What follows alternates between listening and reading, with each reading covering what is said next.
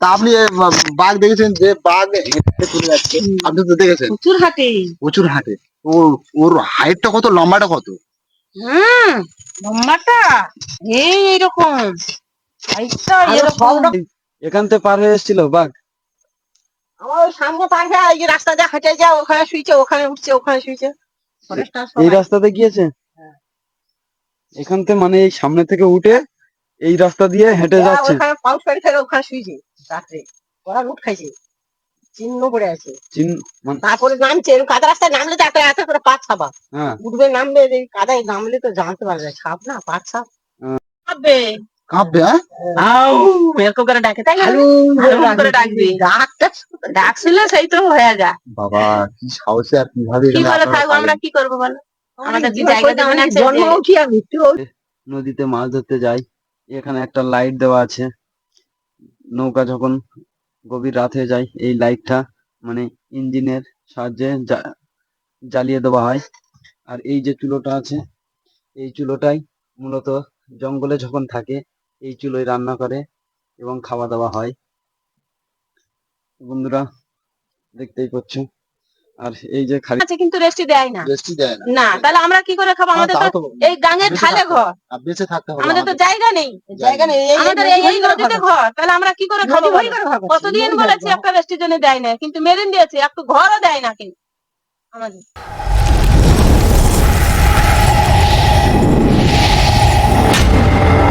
নমস্কার বন্ধুরা, সব কেমন আছো? আশা করি ভালো আছো। আজকে চলে এসেছি মহিষপিঠ, সুন্দরবন মহিষপিঠ জঙ্গল।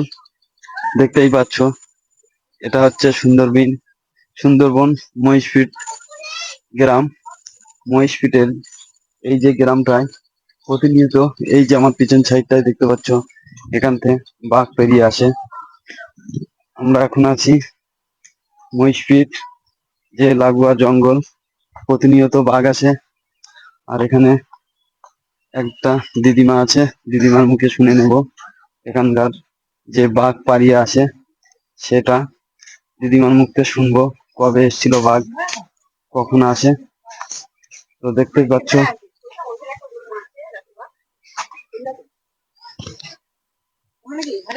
এই যে দিদিমার বাড়িটা। আর এই দিদিমার মুখে শুনে নেব বিস্তারিত। এই দিদিমার এক সময় বাঘের ঘটনা অনেক কিছুই জানে।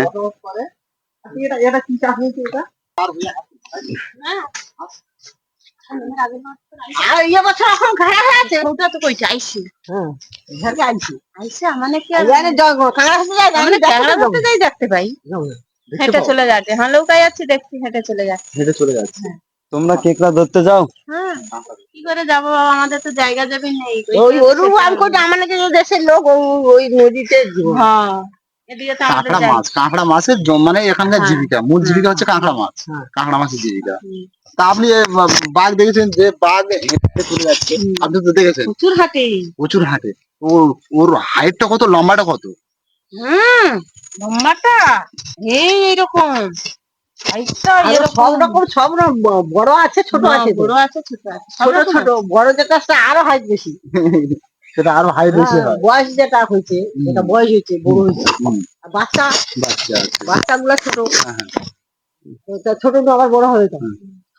তাহলে হুঙ্কারও শুনতে পান?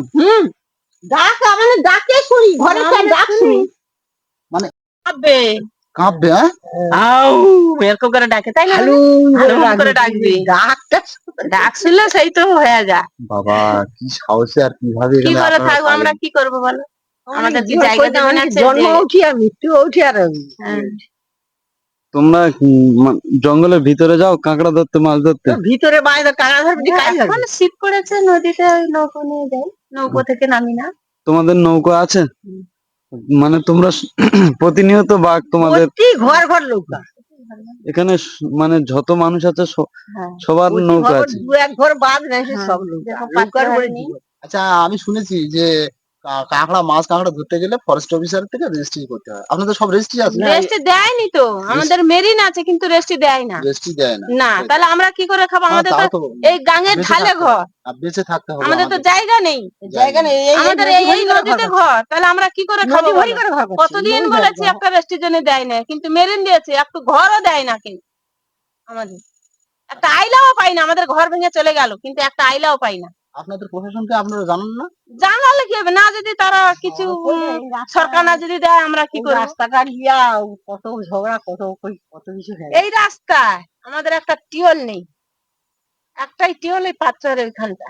কত দূর থেকে এই রাস্তায় বর্ষাকালে আসতে হয় জানো? এখান তো পানি যে আনতে যাও কত দূর যেতে হয়? আমাদের ওই তো অনেক রাস্তা, আমাদের সেই ওই ধারতে এলে তো না, আমরা এসেছি এই দিক থেকে। ওই দিক থেকে গেলে দেখতে পাবে যাবো এই দিক থেকে। কত রাস্তা তোমরা বুঝতে পারবে। যত রাস্তা, এই কাদা রাস্তা মানুষ যে আসতে যেতে পারে কি? এখান থেকে এখন নাই শুকনো বলে মনে হয়নি, কিছু মনে হয় না, কিন্তু যত দূর টিওলে যাই না কেন রাস্তাটা ভালো হয়। এদিকে তো বসস্থান তো বেশি, বাচ্চা কাচ্চা যখন স্কুলে যায় তো স্কুল টিউশন তো দুবেলা যেতে হয়, কি কষ্টে যায় সে তারা জানে আর তাদের মায়েরা জানে। তো এখান থেকে প্রাইমারি স্কুল কতটা দূর হবে? সামনে আছে। এই সামনে না ভিতরে? না সামনে একদম, এই সোজা গেলে দেখো। আর হাই স্কুল তো সে বড় বড় সোমবারে বাজারে কান্দিটা বড় বড় কান্দি।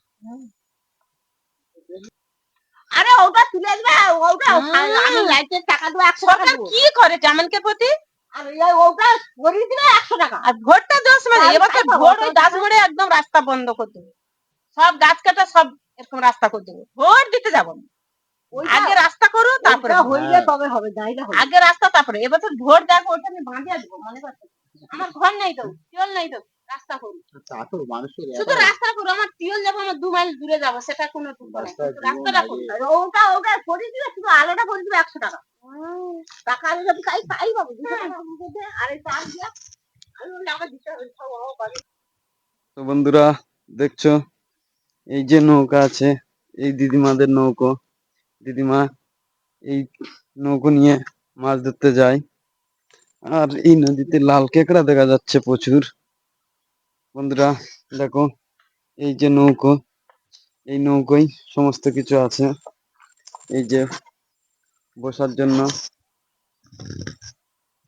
জন্য দুটো পিঁড়ে আছে। আর এই নৌকার ভিতরে চুলো করা আছে, যে নদীতে মাছ ধরতে যায়। এখানে একটা লাইট দেওয়া আছে, নৌকা যখন গভীর রাত হয়ে যায় এই লাইটটা মানে ইঞ্জিনের সাহায্যে জ্বালিয়ে দেওয়া হয়। আর এই যে চুলোটা আছে, এই চুলোটাই মূলত জঙ্গলে যখন থাকে এই চুলোয় রান্না করে এবং খাওয়া দাওয়া হয়। বন্ধুরা দেখতেই পাচ্ছ। আর এই যে খাড়িটা, এই খাড়ি দিয়ে নৌকোটা আসে।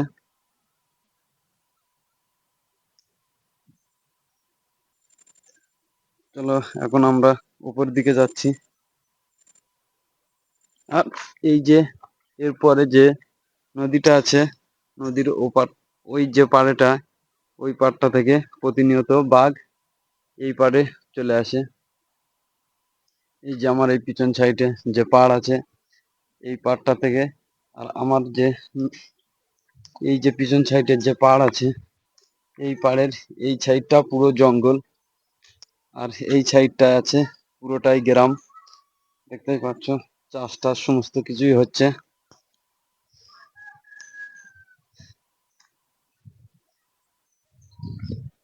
আর এখানে একটা নদীর পাড়ে তেঁতুল গাছ হয়ে আছে, প্রচুর তেঁতুল আছে।